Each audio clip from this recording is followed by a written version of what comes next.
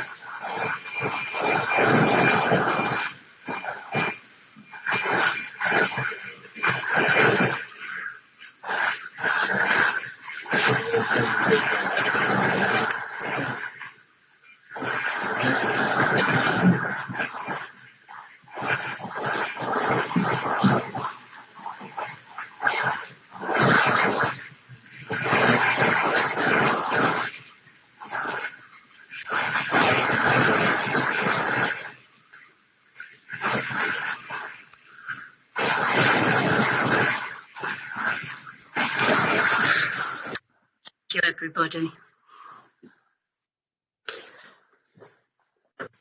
So, back to scheduled meeting. Apologies. I have apologies from Rob Salmon and Martin Titley. Is there any other apologies?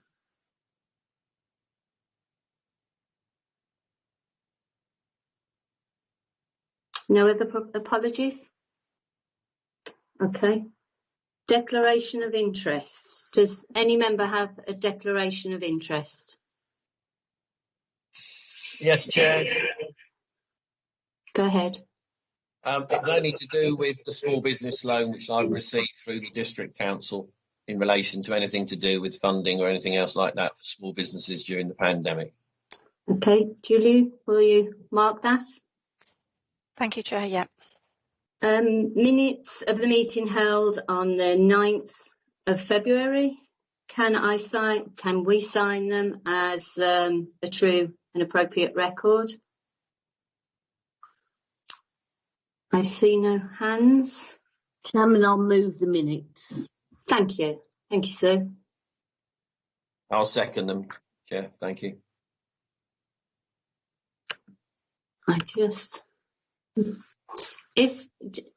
Just very briefly, if I miss hands going up, Julie, will you give me a nudge? I'm trying to now. Thank you. Number 4, annual report of the work of Audit and Standards Committee on page 5. Before I bring in Lisa, who I think is bringing this to us, may I say on behalf of Martin and myself, a big thank you to all the committee members for their many hours of reading and the very long meetings. especially the annual statement of account. The added value and all your scrutiny of this council means a lot to us. Page 7, section 10 shows the diverse areas covered. So whether you are just joining this committee for the first time, welcome Brian, or you've been on it since 2005, we both thank you for all your hard work, commitment and comments. Thank you, Lisa. I'll bring you in now. Thank you, Chair. That was a really heartfelt thank you, and thank you on behalf of myself and the rest of the internal audit team as well. As you say, this particular report is a summary of the work that we've done, or the Audit Committee has done, within 2020-21.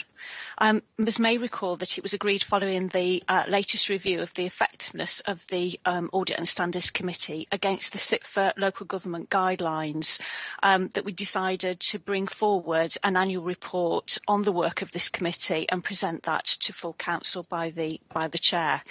Unfortunately, the pandemic last year meant that this was delayed, and this is actually the first year that the summary report has been generated.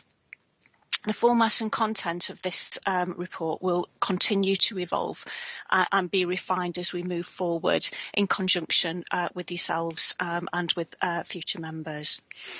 So, a key background and a part of the committee's role is to report to full council on the committee's findings, conclusions and recommendations regarding the adequacy and effectiveness of the governance, risk management, internal control frameworks, together with the internal and external audit functions, and also the financial reporting arrangements, hence the review and scrutiny of the annual accounts.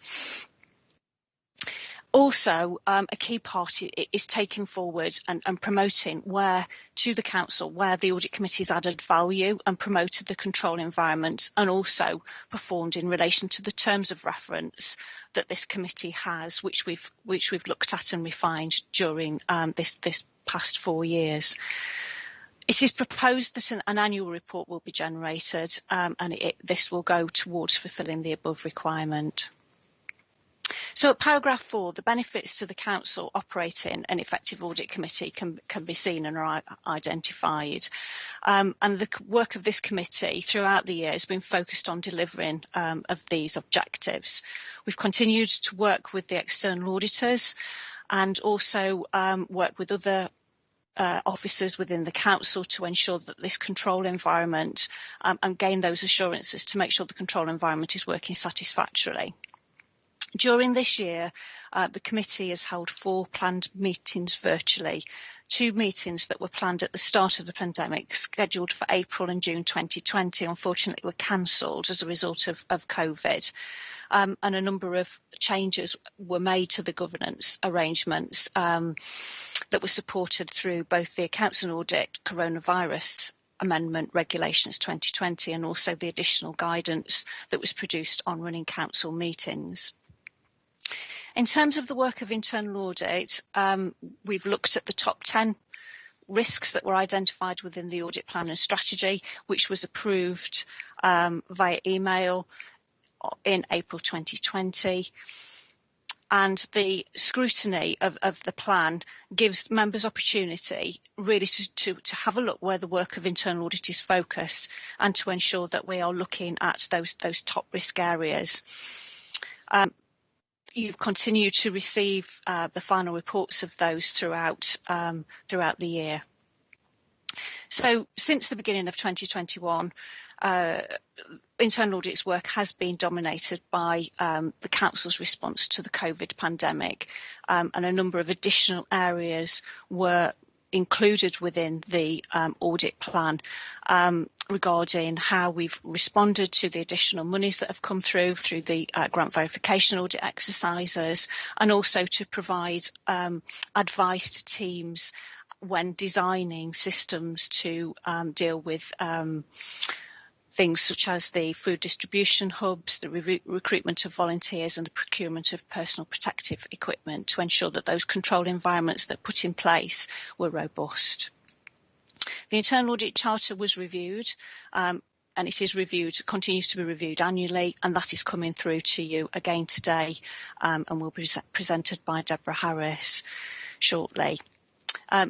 As the Chair mentioned, at paragraph 10, we have the list of those reports that have been considered by the committee in relation to the reporting rules which are contained within the audit charter, and that is the ones that you've requested that you get sight of, i.e. the high risk reviews together with those reports that have a limited assurance opinion.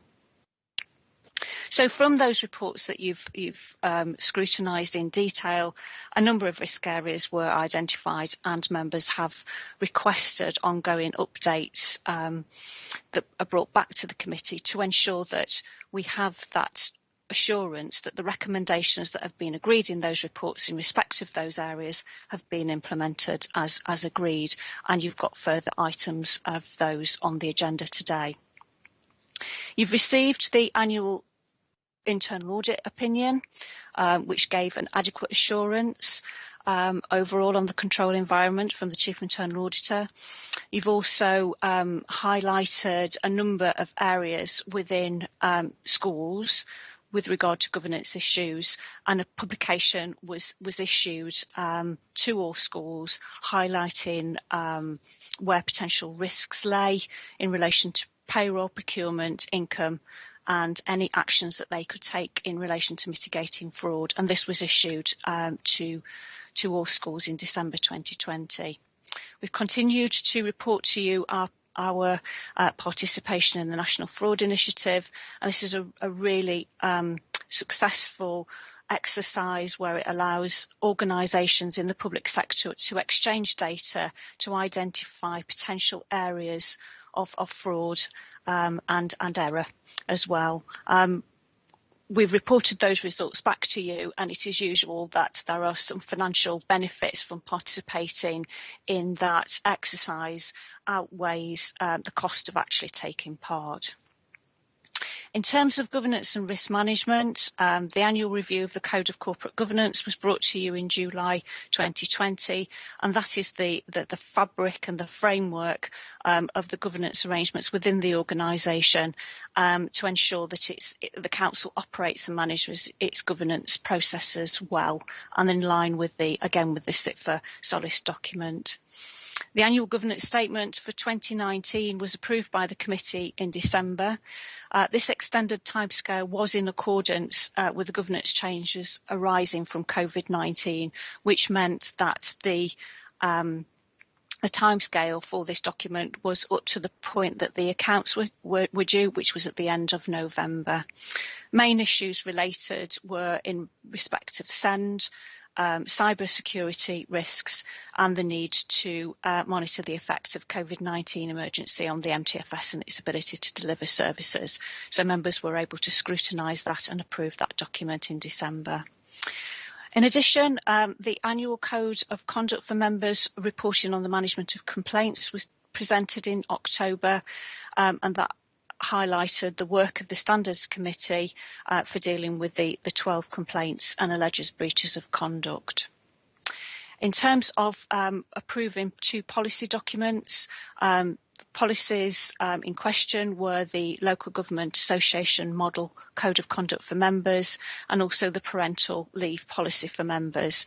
So they were then put forward to full Council for formal approval and adoption.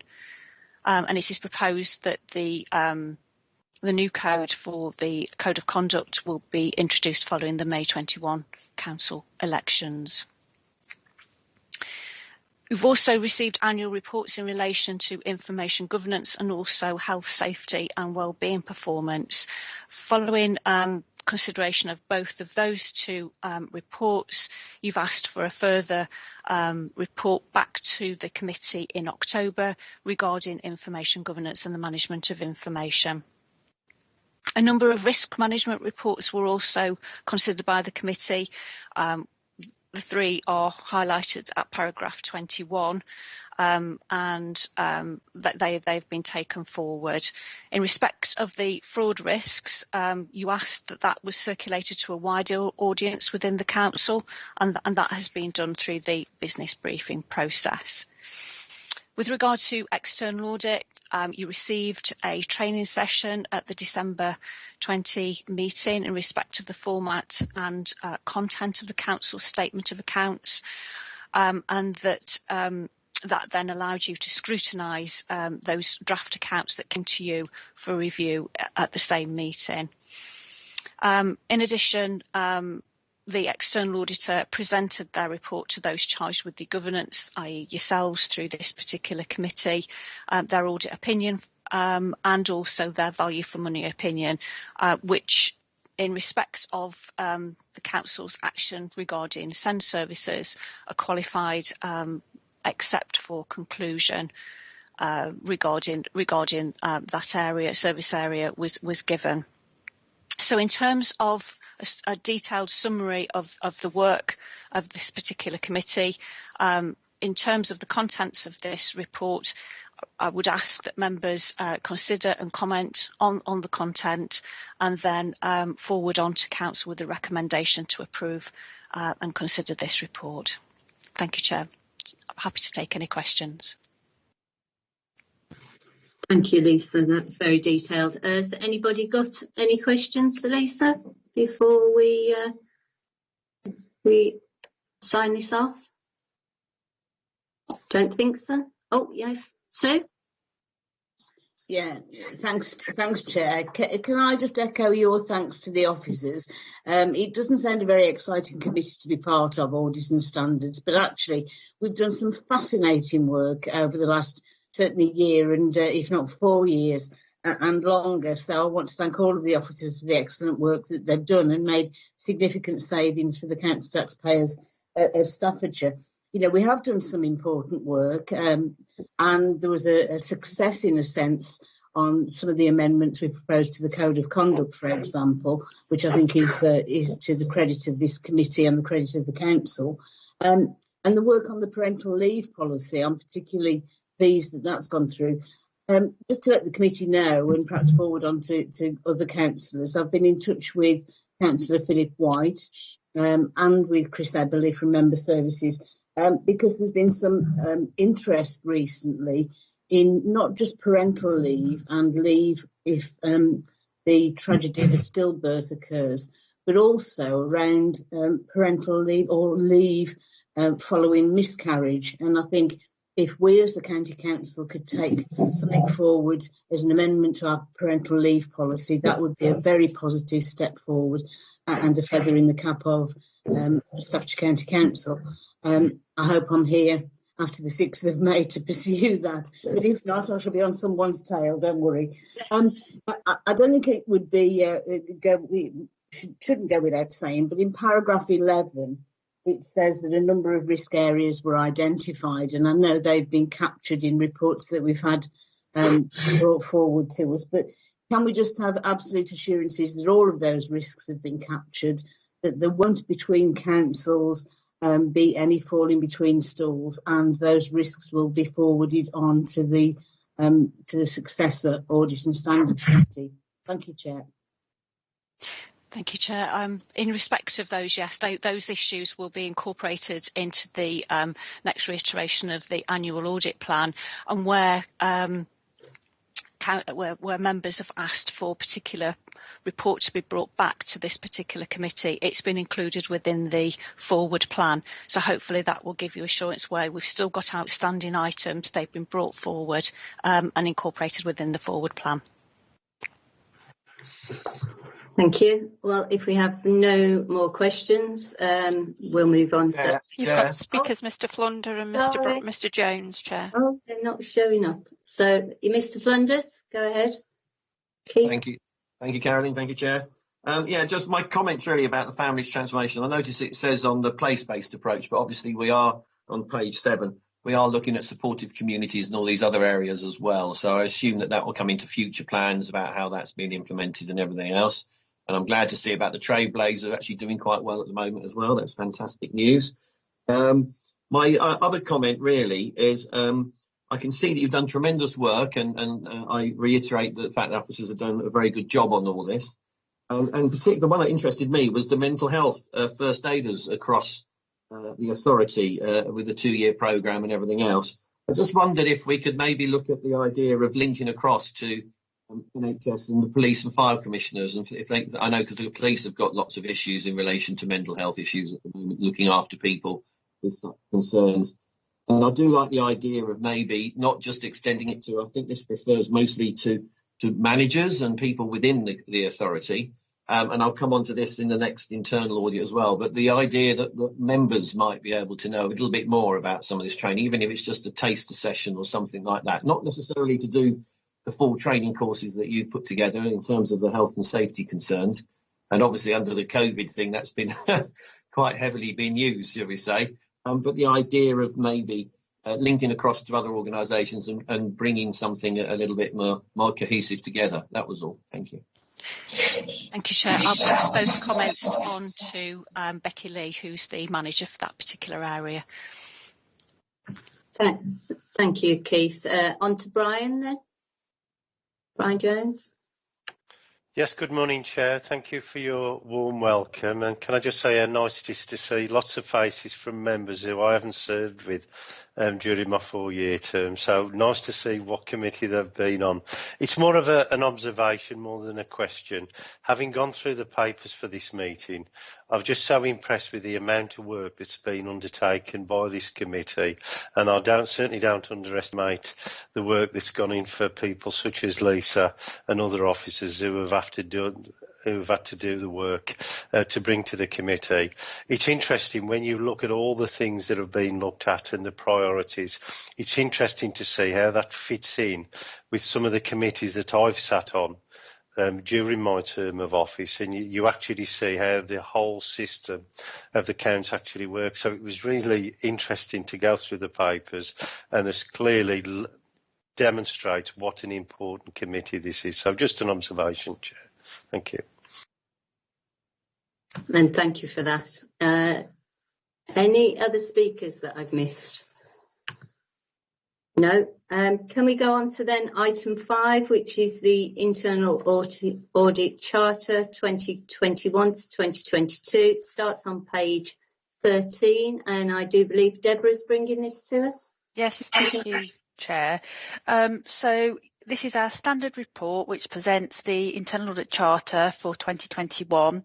So as the Chair has mentioned, on page 13, this is the start of the report, and this sets out some further background information in relation to why we need to have an internal audit charter.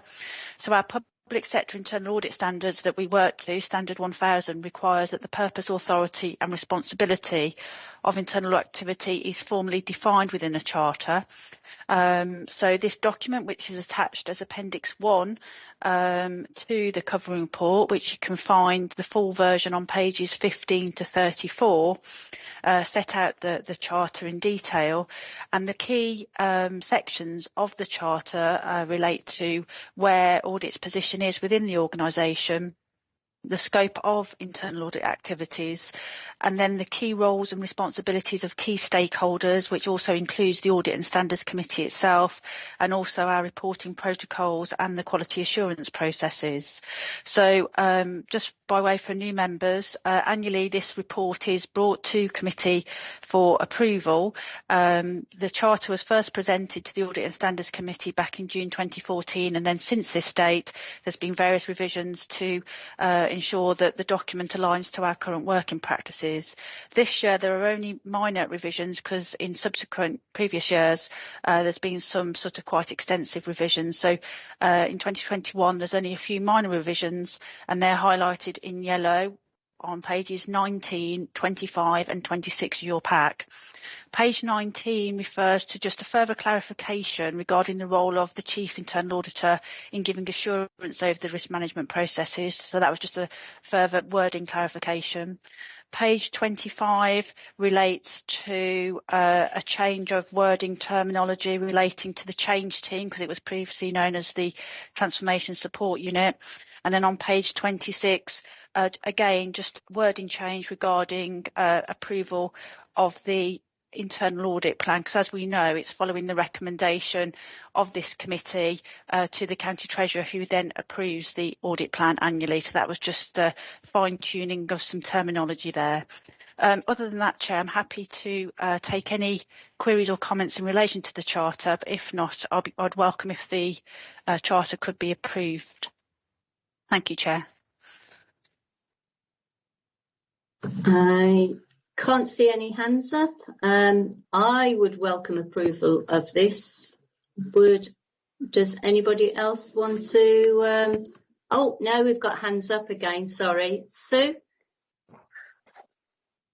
Thanks, Chairman. I'd be happy to move approval of the Charter. Absolutely. Thank Debbie and those involved in refining it for us. Thank you, Sue. Keith?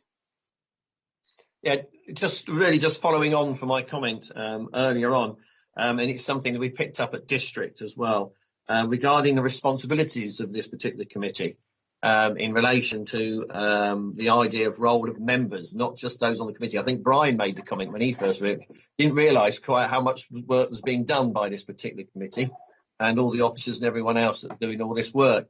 And I do think it's something that we do need to pick up on the members' training in general. To make sure that not just the members of this committee, but other people outside the committee members also know what it is that we've been doing. And it does say that we need to have due professional care as item 12 on this idea, and a relationship, the idea of responsibilities for the audit committee. At least those could be brought into a little bit more forward, I think, in terms of the training of members after the election. And so I do think that we ought to maybe put that forward as something that and also the ongoing training of those members on the committee in relation to, and we've seen it happen all the time, the number of changes that are constantly going on that the officers have to deal with. It might be good how all this report in process is being done, try and highlight, and I just saw an example of this with the yellow highlighting of what's different.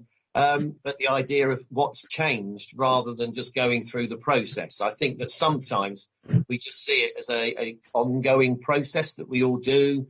And I do think some of the things that we're highlighting, the two things that we picked up this year, the idea of trying to improve the environment, both internally and our external requirement to communicate what we do outside the authority.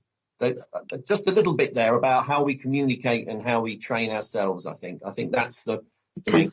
I could rabbit on, but I won't. Okay, Carolyn, if that's okay with you, I'll leave it there. I think I've made the point. Okay. Thank you, Keith. That's wonderful. I think Lisa wants to respond. Yes, thank you, Chair. Yes, I was going to just assure Councillor Flunders that that is definitely as part of the training programme that I'm working with Anne-Marie Davison, the County Solicitor, to produce in relation for the new members or potential new members of this committee during June, and that will definitely focus around the what's internal audit, what's external audit, how the governance framework operates, the role of members, the role of the audit committee. So it will be encompassed into that training session. Right.